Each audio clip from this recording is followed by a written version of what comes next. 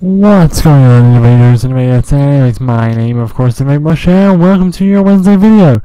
So yeah, I said I'd keep up my schedule this week. Sorry, this is a bit late. I was just having some issues with my driver. I did tweet out about it, and so did my good friend over at Innovate Info that runs that now. Follow that at Innovate EU, Innovate_EU. Anyway, just before I start this video, I just want to say a massive happy birthday to FaZe Blue. I subscribed to him recently. Really enjoys content. Probably won't see this, but hey. Anyway, so what do I want to talk about today? Well, the main thing I really want to talk about is just how the community can make or break a game. If you look at, I don't know, say the Call of Duty and Battlefield franchises right now. If you look at Call of Duty, it has over 1.6 million dislikes on their new trailer. And Battlefield 1, well, over 1 or 2 million. It's at 1.3 million at the time of recording this video.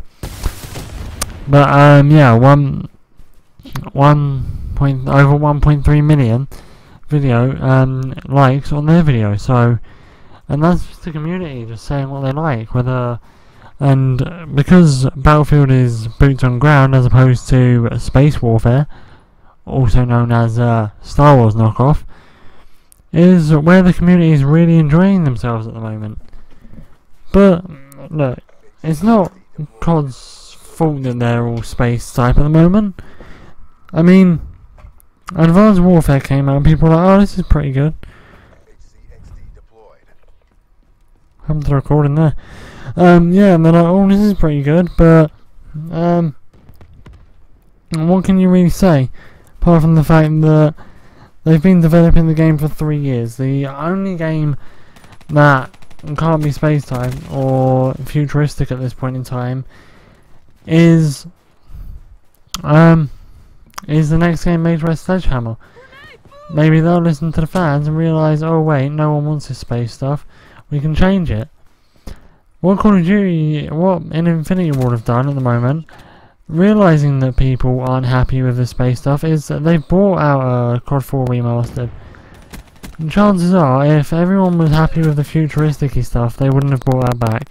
They would have waited to do a COD remastered when COD actually dies, as opposed to Infinite Warfare just killing the series.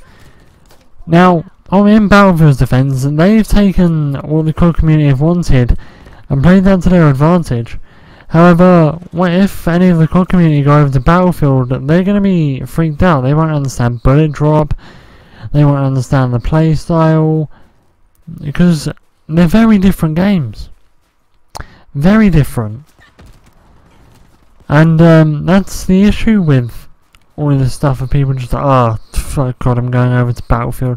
Battlefield's better. COD is now shit. COD is disgraceful. These guys have been working on the game for 3 years, so whether or not it's good or not, I don't know.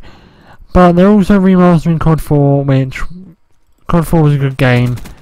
Yeah, there were a few things that could have been improved on it, but hey, the flaws were what made it COD 4.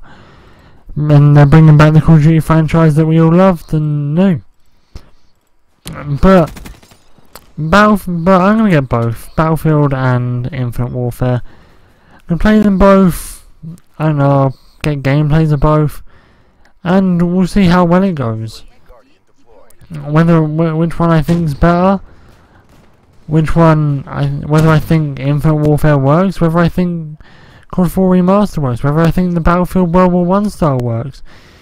You just need to remember that, like, times they change, and what people want and what people get are two very different things. And although, yeah, you try and please the community, if you've been working on the game for 3 years, you've implemented all these styles, and then all of a sudden everyone wants something different and everyone hates on it. You can't take a game that you've been working on for 3 years and within 4 months change it and hope that it's all of a sudden better again. I mean, cut them some slack. 3 years working on the game, you haven't got 4 months to turn it around. And when you've been given a deadline by Activision, then what can you do? that deadline's there for a reason. It's so that you have your game out this year, so that you can continue the cycle. When Sledgehammer brings their game out, who knows? Boots on ground or not? Maybe Treyarch will rectify it if Sledgehammer don't. Maybe we'll have to wait another few years. Maybe who knows? What Battlefield have been very good at is making games that have always been boots on ground. I wonder what would happen if they went futuristic. Would you hate on their game or would you give it a chance? I don't know. So there's your answer on what I think about all of this. But I think you should just stop hating on the community, on the developers, and work as a community to try and maybe implement your ideas for the next COD. Because this one's coming out in November. And let's face it, it's not going to change much. There'll still be space battles, there'll still be all of that. And there's not really very much that you can do to change their mind now. It's all exactly what everyone wants. Well, I say that.